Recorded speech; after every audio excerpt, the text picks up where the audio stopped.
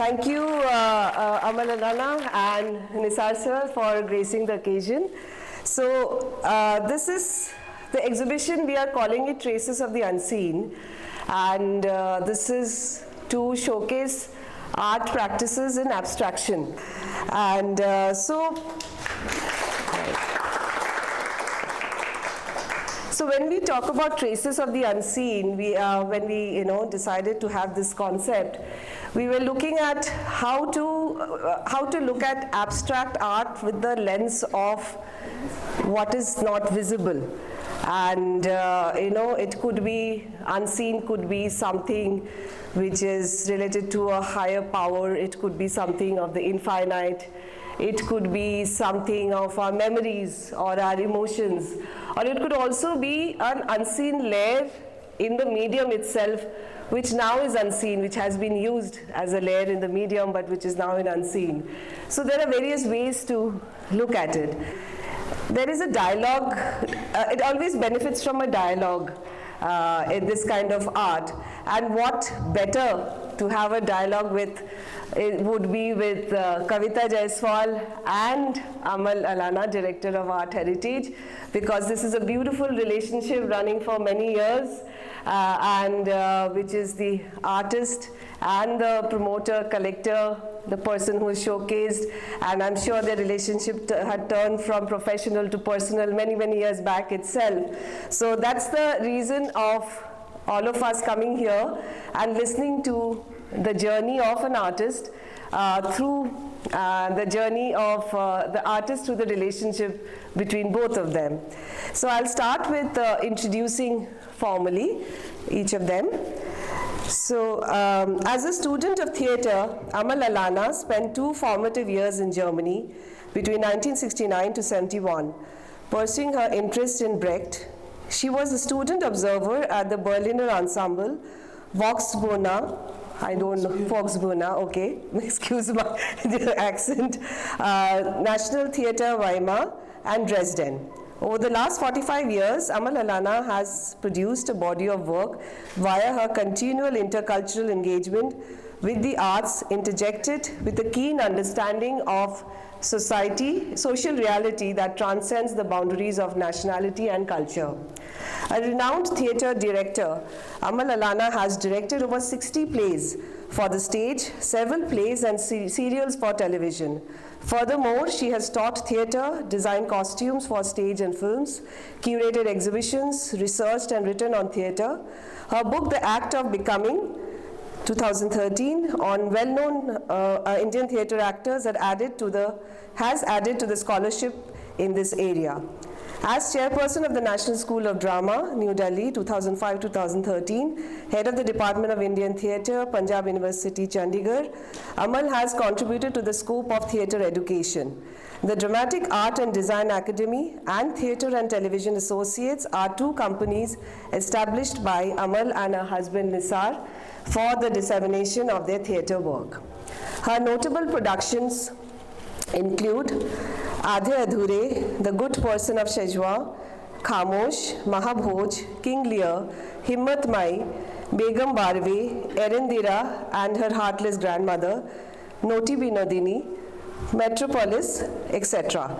Since 2010, Amal is the director of Art Heritage Gallery, New Delhi. In this, she has taken over from her parents, Roshen and Ebrahim Alkazi, and is carrying forward their legacy of promoting and showcasing both new and emerging talent, as well as exhibitions drawn from Mr. Alkazi's personal collections. In 2016, Amal has curated a very large theatre exhibition on the life and work of Ebrahim Alkazi, the renowned Indian theatre director and eminent theatre educationist. The theatre of E. Alkazi has been shown at the prestigious Lalit Kala Galleries in Delhi, 2015, the NGMA in Mumbai, 2016, and Jawahar Kala Kendra in Jaipur, 2017. She is currently engaged in writing a comprehensive biography on her father, holding time captive. Amal Allana is a recipient of several national and international awards for her contribution to the theatre. So, over to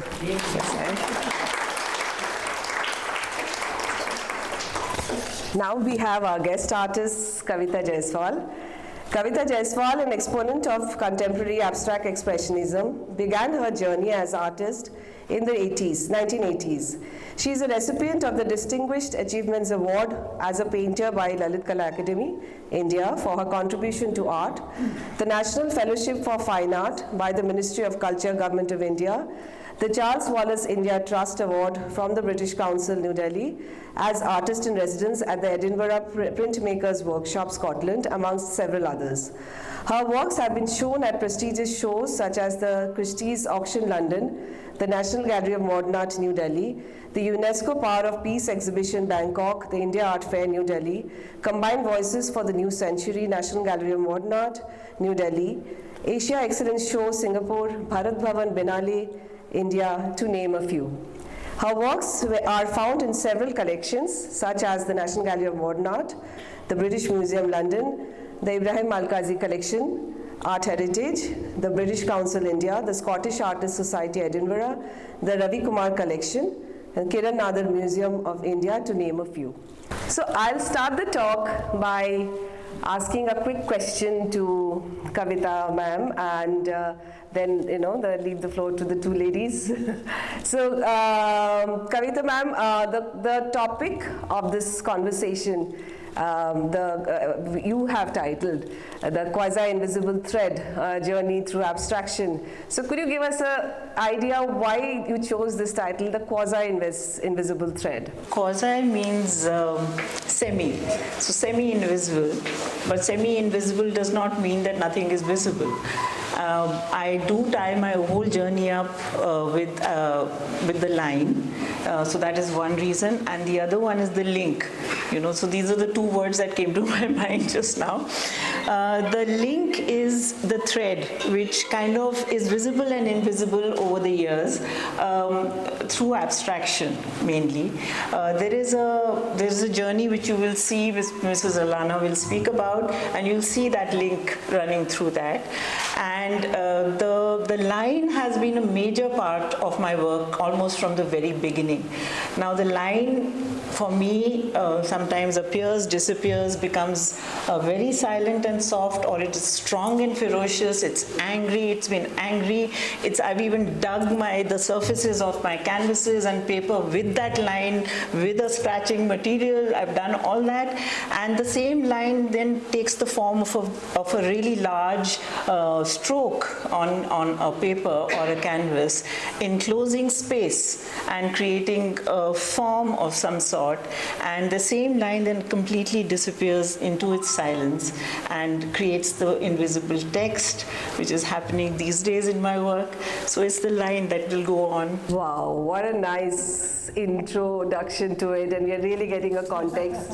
So Amal ma'am, now that you've been knowing Kavita ma'am for many years, so it would be nice to see her journey through you, and maybe whichever we want to take it, you want to talk or you want to get into the presentation, is totally up to you. Thank you so much, Lubna. So I have known Kavita for quite a few years. I think I was looking back, and I think it was when I joined the gallery, because before my life in the gallery has been my life in the theatre. I've been a theatre director, and I continue to be a theatre director. But once I had to take over the gallery in roughly about 2010, it was at that time that I really came to know Kavita, and she came up and introduced herself and said, I've been working with your parents, and and then we immediately, I think, I found her to be very open, very honest, and a person who wanted to share in this experience. It was not a question of a commercial relationship at all, but of a very close bond, because when you talk about art, you're talking about very personal things. So it's your innermost being. So I think a gallerist and an artist, just like I found with working with actors and a director, share very close bonds, because they have to divulge and speak of their innermost thoughts and feelings if they have to communicate them. I'm a theatre director, and as a theatre director, I move from the tangible to the intangible. The palpability and and practicality of life is my springboard, from where I have to take a leap into the rehearsal room, which is the space where I translate that reality into a visual and oral performance language.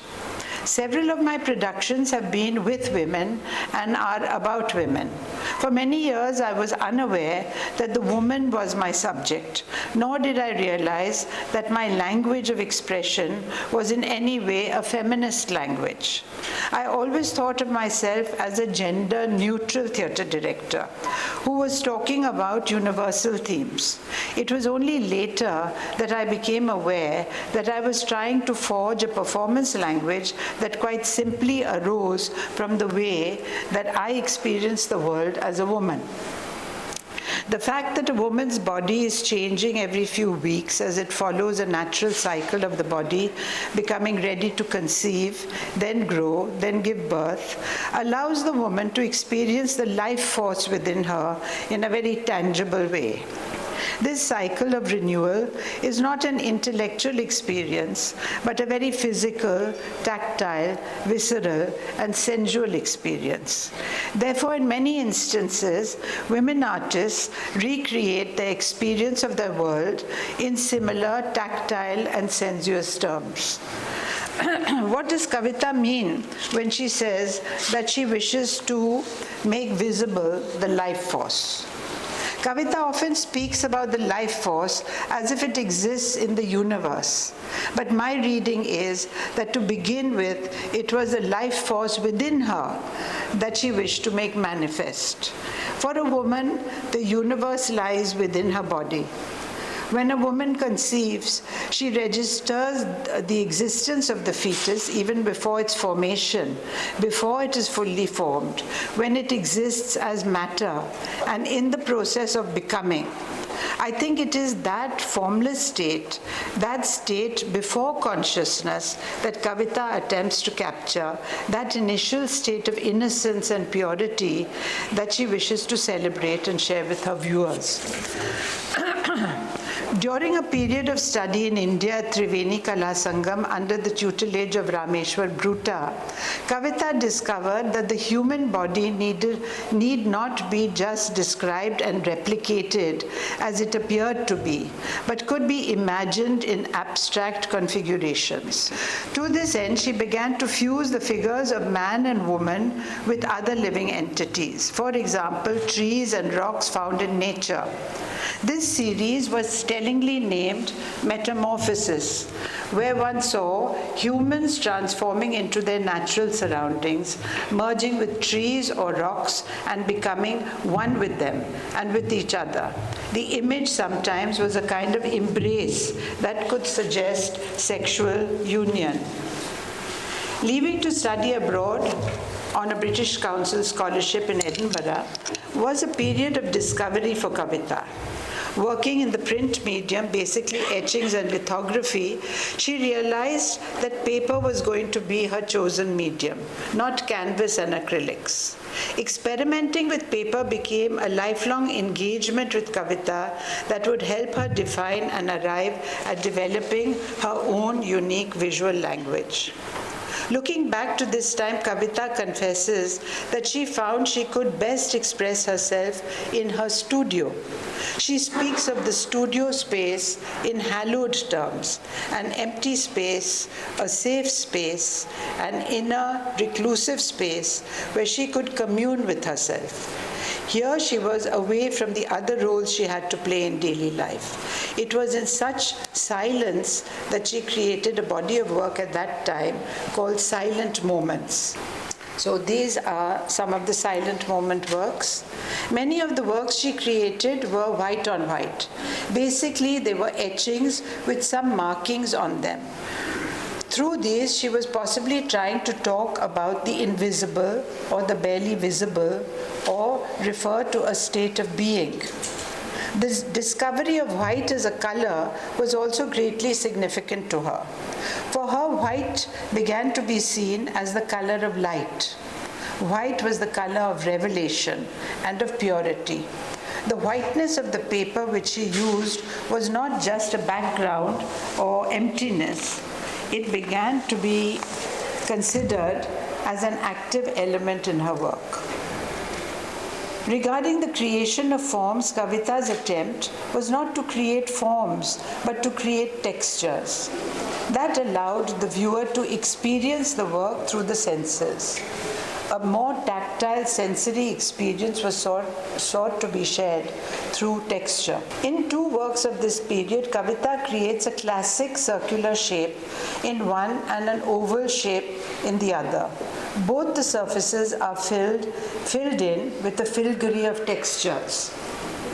Talking about her process of constructing works from this period, Kavita noticed that her works always started from the deepest dark tones in the center and then radiated outwards towards the light.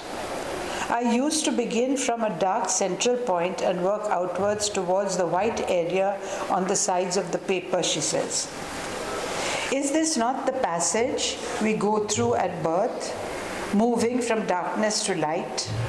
These were the first renditions, to my thinking, to my understanding, these were the first renditions of the experience of the life force within her, but it was only later that she was able to create an image and sensation of the womb.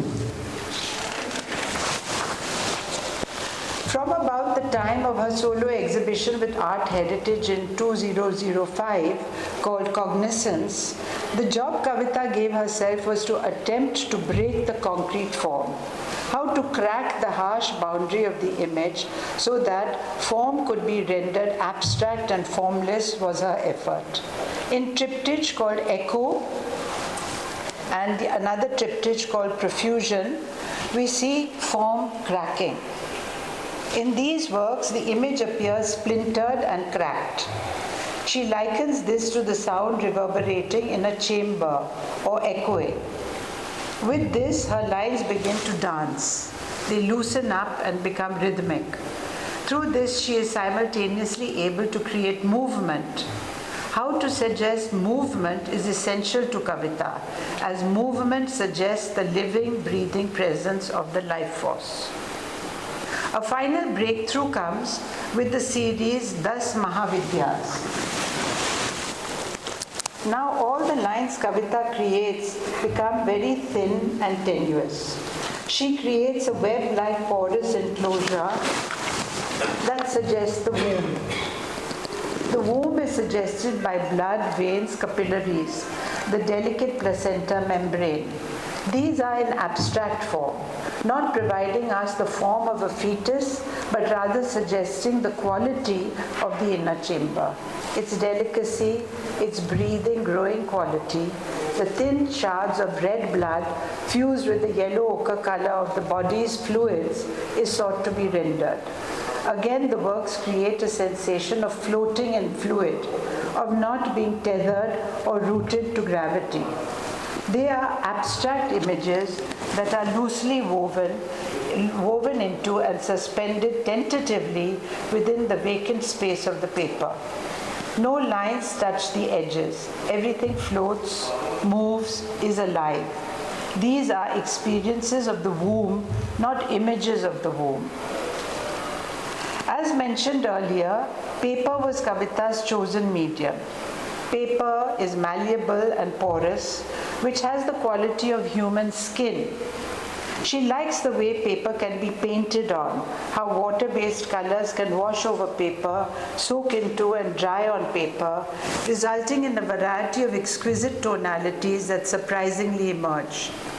Paper can be printed on, can be stuck on, markings can be made on paper.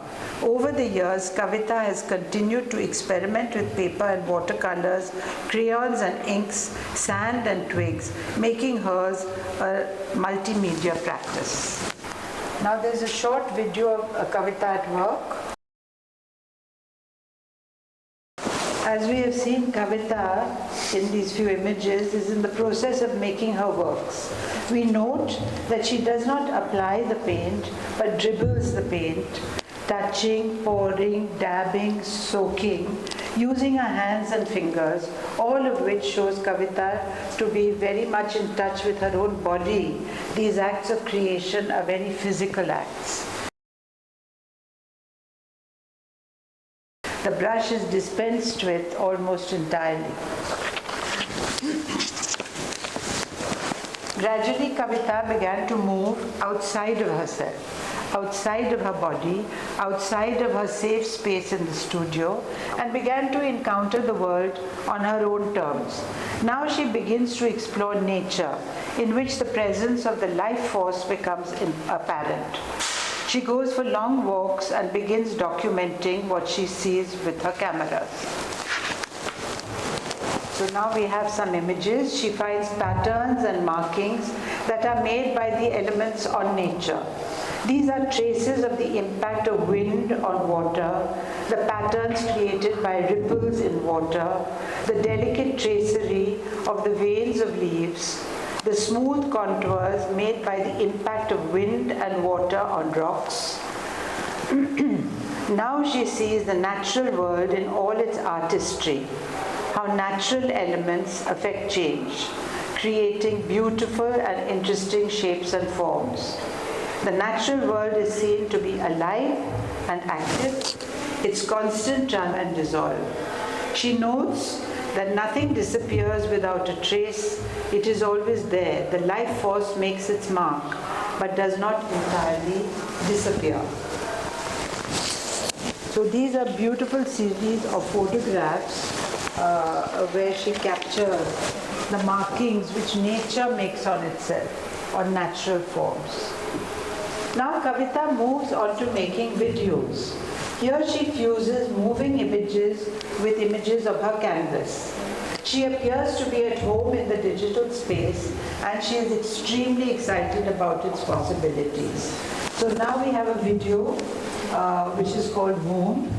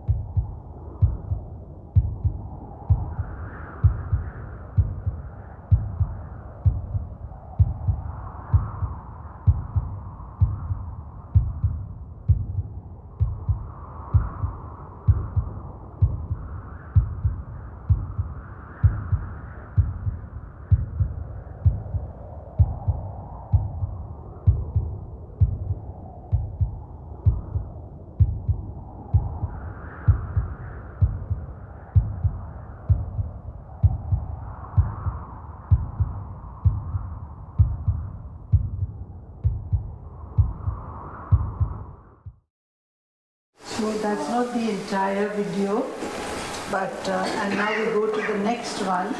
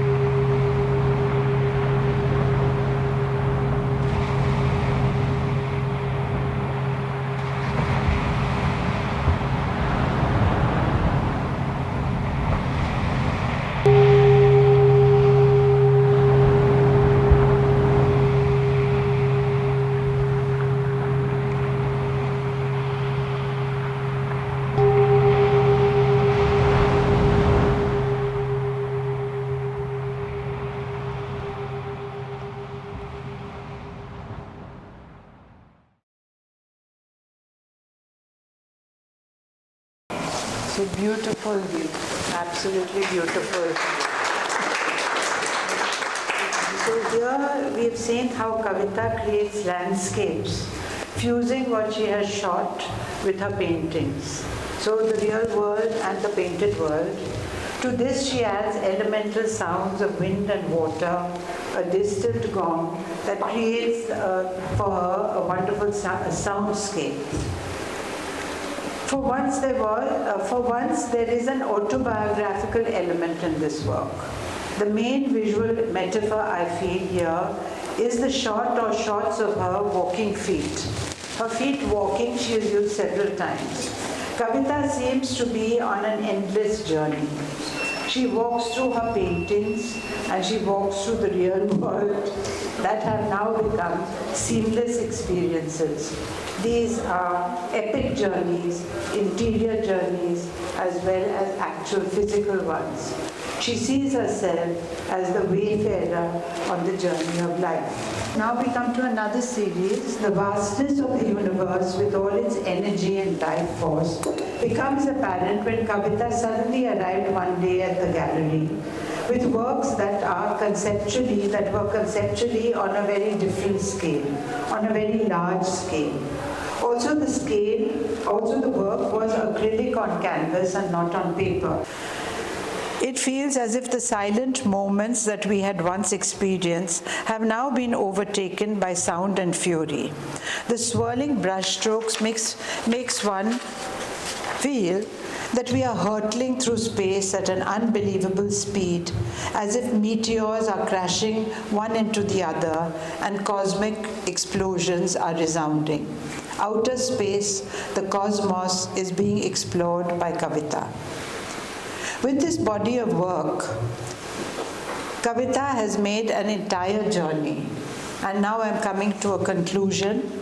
With this body of work, which was the cosmic explosions, Kavita has made till now an entire journey from within herself, from within the womb to the natural world, and from the natural world to finally the outer cosmic space. And in doing so, she has shared her experience of the presence of the life force in all these areas, in all these experiences, as she has experienced it all on a very epic journey that she herself has made. But Kavita is not done yet. In Letters to the Wind and Mariner's Tales, these are two new, relatively new series. This is Letters to the Wind. The sound and fury has died down, and we are back to the human scale. These become her most abstract and delicate works done during the pandemic years. The words etched and marked on this series of works, which Kavita calls Letters to the Wind, are faint markings that look like words. Extremely faint, they are like whispers, audible and yet inaudible. That at one time these words were in fact uttered, but they now only are faint suggestions of themselves. The life force does exist, but what Kavita now recognizes is that the passage of time has made its marks, making the words just the traces of what they once were, traces of that existence, that they are now remain memories of the existence that once was. The same is true of the Mariner's Tales. These tales or stories were once palpable reality. They are not forgotten, but they have become faded memories of what once was. I will conclude by showing a remarkable video called The Moon's Question.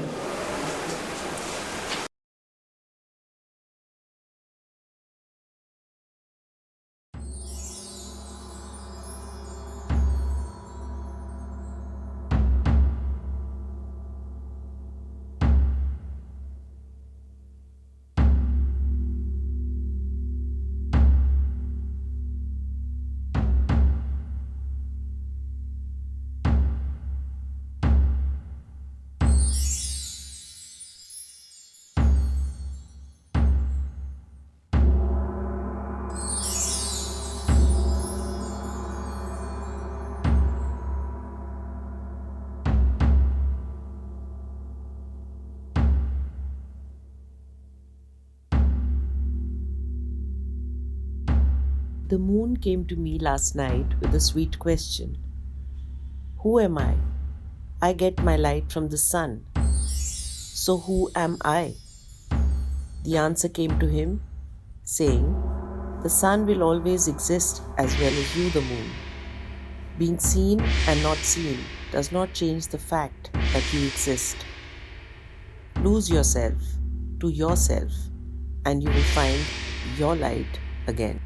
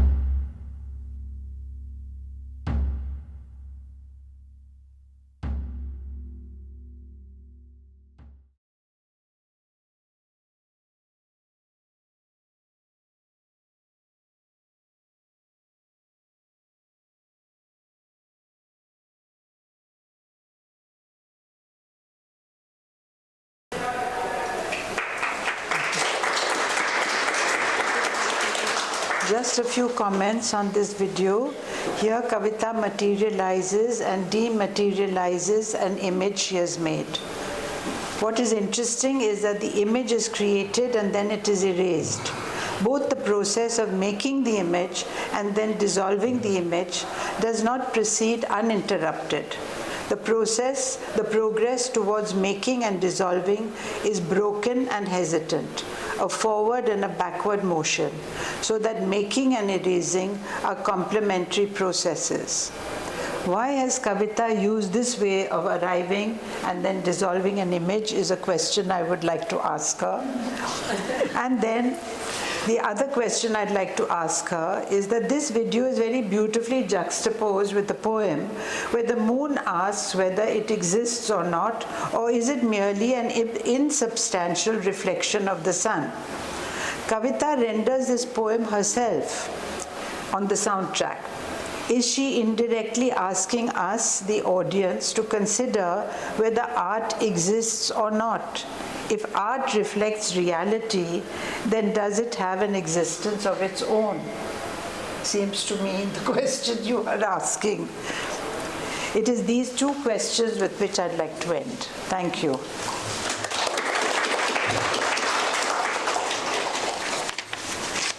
So tell us, Kavita. Okay. Yes, this particular video is based on a drawing which I did on paper with white, the pen, and the entire work is rendered with white ink. The video was made from that image, Right. using a laser technology of, drawing the lines again and then removing the lines, which I keep doing. I think I keep doing that in my videos, is the appearance and simultaneous disappearance at the same time, because I came to believe, through my journey as an artist, as a person, reading the Dalai Lama, going into Hafiz. This poem is actually derived from a poem by Hafiz, who speaks about the moon. It's a little different when he rendered it, but in my video, this, the kind of transcription was a little different. And so I really feel that nothing, for one thing in the physical space, as Mrs. Allana has been saying, that nothing disappears without a trace, which we've been always talking about, and everything leaves its mark behind on our psyche, on our souls, our minds, as well as the earth, the sedimentation and the layers of rock formations, the fossils. So history leaves its mark behind. I grew away from that concept by more and more research or being a seeker, a spiritual seeker, and I followed a lot of masters and I tried to decipher that there is something beyond the physical. There is something that is holding this entire existence together, and we are not colliding with each other. The planets are not banging into each other and, things like that happening. And there's order, in this whole full space of a lot of physical elements. And that is where I feel that, the entire universal existence or the new universal energy is one, and the entire matter, which is born as blips, and it has a beginning and an end, a birth and a death, whereas that is just physical matter, but it's not really a death, because it is again a rebirth in another form. So matter also, physical matter doesn't get destroyed, and neither does the soul or the consciousness. And within this whole purview of the entire consciousness, all of us are just mere blips, and we just rise up and go back. It's like the ocean. If you look at the universal consciousness as the ocean and the waves that rise up and dance and think, I'm the best wave ever born, and it just dies, falls flat back into the ocean, and it's actually the part of the main water. Can I just digress a little bit from your question, because this exhibition has been really exciting me for abstraction, because I feel abstraction is the essence of the recognizable form, what we manifest through our eyes as the recognizable form. And the essence is what is pervading. We are all talking about just the essence today. We are looking at the essence. We are interacting from one essence to another, and we're talking about the essence. And in formal language, I would like to say that this is really an interaction from within the consciousness, with one consciousness and the other, talking about consciousness. And that is where I feel that abstraction as an artist, abstraction really, really goes into the core of our soul and goes way beyond the physical, and that's why and it never dies, so the appearance and disappearance being simultaneous. That's it.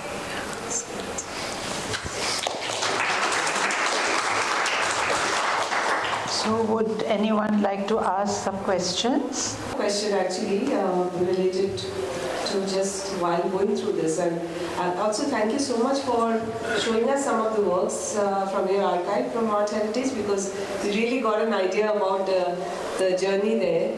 And the question that's coming in my mind is, as an artist, to Kavita ma'am, as an artist, how do you navigate your mind and your medium? Because you've worked with many mediums. Each medium has its own opportunity and limitation. But mind is always limitless, and the space that you work from, and I know a little bit knowing you. So how do you navigate both? Like, does the medium take over, or the mind takes over, or if it happens, then you move on to another medium? Because you do move very seamlessly from photography to videography to paper to even in canvas you have paper actually. So paper as a life form, as you were saying, representation of the life form is actually there in canvas works also. So a bit of long-winded question, but I think you got the idea. How do you move from one medium to the other? Yeah, so I'll pick up the word medium first. And I remember in Triveni when I was studying with Mr. Bruta, he was a very canvas and an oil on canvas person, but very graphic in his the appearance on the canvas. And I was running away from the canvas and running away from oils, and so would keep calling me back. And I did a series on the human body and all that. And then one day I was sitting with my pencil, and I was just working with a charcoal pencil on paper, and I was doing a very large work. And at that time, the largest paper that we would get was about 30 inches by 40 inches, and it had to be imported. So I was sitting there with this pencil of mine, and I was drawing on that, and I just kept producing, and I was breaking the rules of Sir, and I knew he was watching me from the back, and he came to me in the middle of it all and also said, "Tum bahut bold ho," So I said, sir, just wait, give me this moment, So anyway, I continued, and yes, lo and behold, the composition appeared, and I also got my first IFAX award in that. This was in 1985. So big and bold help, and of course, sir was absolutely open to everything. So then he told me, I was writing my little blurb on applying for a fellowship to the Ministry of Culture, and he used to help us write about our work. So he says, say that paper and this medium of the water medium or the canvas is going with your energy. Your energy is hunting for that, and you do not want oil. And I also thought, I said, I always wanted freedom from everything and just life in flow, So, and oil sometimes suffocated my feeling, and that's how I went into paper and canvas as a medium. And the transitioning is seamless because I also don't feel, it's like we had a conversation once, you and I, about nature, and I told Mrs. Allana, I said, I'm now finding an abstraction in nature, and I'm finding the lines that I'm drawing on my paper and my canvas in the reflections of the babool tree which you saw in the waters. This was at the Koiladev National Park, the sanctuary, bird sanctuary. And I was on this boat and I could see the entire reflections moving along with the water. And being a water-based person myself, it was so exciting to see similarity, And then again, that whole question that nothing is original really. God has created everything to reflect each other, and we are not separate from each other at all. We are all this combined consciousness, and all of us are mere tools just rendering the Creator's energy and in our own ways. And I also teach, so I keep telling my students, I said, you're the luckiest people, all creative people, harnessing the Creator's energy, and this is what is creativity, and you're creating, That's, I hope I've answered the full Yes, of course. Then how did you move to video? I moved to video because I always felt there was movement in my body and my mind, always. I was an athlete, I was running races and all that. So I was always on the move, an army officer's daughter, and all that happening to me. And when I felt that there was again maybe the form was static, and although there was movement in the way my textures would appear and the line would move, but when I was sitting, one of the first videos was the babool tree. Yeah. When I saw those the ripples, and then the second one was the womb, where I'll give you the secret where that video was shot. It was inside a shopping bag, these muslin shopping bags, and there were two of these bags, and and they were one into each other, and that's where the red, and this was my finger creating that pulse, and while my camera had entered that shopping bag and it was taking the insides of that entire thing, and when I finished with that, I really felt it was really inside the body, so that's how that happened. So video provided me that freedom of movement, I think, and the air, and then the sound and the natural sounds and all that. So then you're putting all these things together, sound and visual all coming together. Yeah. So, what's next? One is excited about what, you will explore next, because you are so interested in exploring different mediums. Yes. So right now, I've done photography, I've done the video, I've done this. I don't know whether I want to pick up any metal or any other kind of very hard tactile material, because I'm a softie, as you know, and I can burst into tears any moment, and she keeps telling me, you're too emotional. Would you like to get into performing arts? Maybe that's Absolutely, Erindira. I remember her play Erindira, which I was very young at that time, and not very young, in my 40s. And I went to the play, and I was like mesmerized by that play. But coming back to your question about the current, is that I'm working with several media here. They're all there: the canvas, the paper. Then there's photography there. Those are photographs called Limitless. These are photographs of the snow. And when the snow fell, it was so silent because all human beings, all animals, they disappear. And the snow is falling outside and it's gentle and it's touching your soul. It's so pristine and white and pure, like the divine purity. And it keeps falling in layers gently and keeps covering the earth. So in these photographs, you see little blips of the grass still showing through. Okay, I'm still here, but the presence is completely capturing that, and it's limitless. There's a video inside, again coming to, my exploration is also on quantum physics, because I've been talking to my nephew who's just finished his PhD from Columbia University in nanotechnology, and he and I were just chatting about it, and he says, Masi, your works are experiencing what I have seen under the microscope. And that's where our conversation started. And he brought out pictures of these patterns of dots and lines and shapes. He said when you see them for a split second under the microscope, they appear and disappear so simultaneously, and they are made of emptiness. And they are empty. So I said, here, science and art, and it's been coming through. And then I went, of course, reading Carl Jung, and I even revised his video this morning, the great psychologist and the psychiatrist who actually spoke about the presence. And he was asked a question by John Freeman in his last video on BBC. And John Freeman asks him, so when you were young, you used to go to the church with your parents, and your father was a believer in Christianity, and what did you do at that time? He said, I believed what my father was saying. It was 1,800 years of Christ, and yes, there is reality there to what Christ said. And so he asked him the second question. He says, but how do you feel? How do you still believe in God? So he said, I don't just believe in God, I know. And that was just 2 years before he passed. So, scientists, artists, philosophers, masters, we're all talking about this, and abstraction is all about that. So that's a lovely note to end on. Nisar? When one looks at the trajectory of an artist, one sees the growing of form and transforming of different forms. With you, it's quite different. One sees the growing of uncertainty. One sees the growing of tentativeness. One sees the growing of hesitancy.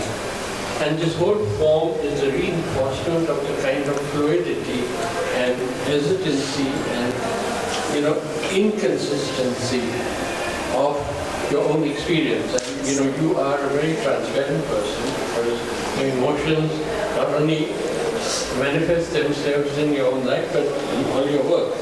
I feel your works are direct reflections of your emotions, but then they transform into finding their own form, which are as inconsistent and indefinite as your emotions.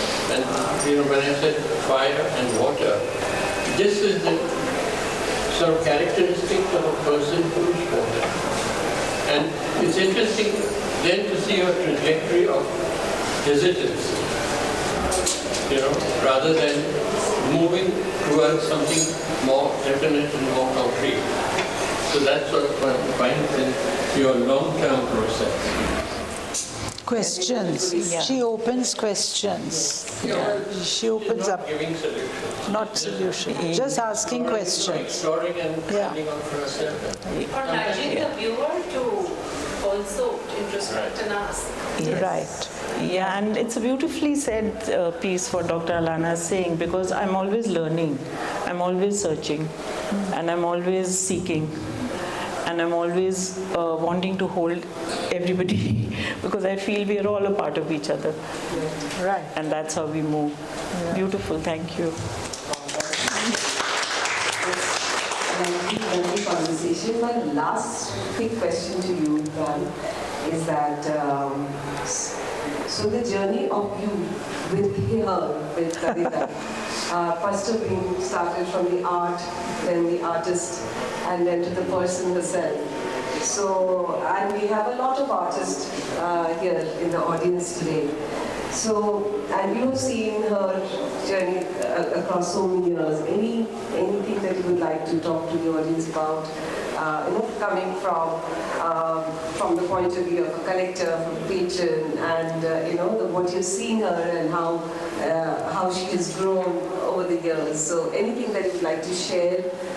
Any piece of advice to the artist? I don't have any advice for anyone, but I think the journey with an artist, like a journey with any other person whom you want to come to know, as I said before, is a very slow process. It doesn't happen in a day. It doesn't happen only through looking at their work, but as Nisar has just said, it is the observation of them as people within their own situation. But what I have found very exciting working with Kavita has been the time, for example, I said, why don't you start working with videos? So just out of the blue, when she was working with photographs, I said, what about videos? So she said, oh God, you've given me so many ideas. I will immediately start working on videos. That's a relationship, right? Yeah, so it is that one thing leads to another, one suggestion leads to another, and the rapport has to be there. And the understanding has to be there. And then, of course, she has taken a lot of time. Like Nisar and I have visited her house, and we spent an entire day just looking at all her work. The whole day, several hours, with her explaining all her work to us, talking about her work, not explaining it really, just giving us some impressions that, when I was in this phase, I was doing this and I was doing that. So living with art cannot be understood just by walking past it. You have to live with it, because you have to get up and then you have to look at it in the morning, then you have to look at it in the evening, then you have to look at it at other times, and every time it says something different to you. So artworks are something, and we have been very lucky. I have been very lucky to grow up in the family I have been in, because we have always been surrounded by art. My parents, my father was a great lover of art, so was my mother. We talked about art, and we lived with art, and art was all over our house. There were so many objects of art, and from all different times and periods. So it was just that feeling very comfortable with artworks. But I can understand that when we have these artworks and we put them in situations where people are not used to them, they find it a little bit, unnerving. They don't know exactly what to make of it. And therefore it is very important for us to talk about it. And so therefore I'm so happy that Lubna has organized this evening for us. Can I just add one little line to what Amal just said about my relationship with her? And this has been a tremendous gallery for an artist to work with, because when I started with Mr. Ebrahim Alkazi, her dad, and Mr. Alkazi would go through every work of mine, and I had to speak about it, talk to him, write about abstraction. That was the bombshell that fell on me before 2005, and he said, okay, cognizance, that's what we're going to call it, because you've realized or you've recognized what is abstraction. You have started beginning to recognize. And then he was always very inspiring. And then when I met Amal, the same energy flowed again. And the videos definitely, this was this causal nexus at the India Art Fair. It was a project. And she had come back from one of the Biennales, and she actually brought me a video of one of the artists there. And he says, Kavita, like you're doing these smaller videos, but let's get into the formal aspect of this now. And I couldn't sleep for 4 or 5 nights. I said, oh God, sweating away. And I want it as a project for the India Art Fair, which is 3 months away. So that's when the womb, that's quite some time. Yeah, and that's when the womb and all these videos, the 2 of these, there were 7 of them. And then recently, again, when we were exhibiting at the art fair, I had taken my whole load of my work for both of them to see. And she said, Kavita, I have this thing in mind about a large work, and can you just do one more like this for me, the triptych, and this is what we're going to talk about. And here I am with these canvases again, because paper was, couldn't use paper of that, how much is that work, 4 feet by 9 feet? Yeah. So that's where that work was born, which was exhibited. So it's a beautiful relationship, and really blessed, really, and deep gratitude for that, deep gratitude. Yes. I was saying about living with art. I live with two of Kavita's earlier works of art for the past 30 years. And they're in my drawing room and in my bedroom. And they're very old, they're in blue and white. And they just sort of grow on you. Like, I cannot imagine now my house without these two works of art. Right. They are water and they're air, and they're very simple. You know the ones I'm talking about. Yeah. And they're one of my earlier works. But living with those, you get to love them more. Of course. And they become part of you. Right. Even if she was not known to me and they were just works of art, I would still have, developed that relationship with them, having lived with them 30 years, I think. A lovely session. Got to know both of you, I think all of us. You as an artist and your relationship with her as an artist, and how you looked at her journey. It was really very eye-opening for us. And thank you so much. Thank you so much, Amal Allana. Thank you so much, Kavita Jaiswal, for coming to the gallery and for gracing our exhibition. Thank you. Thanks.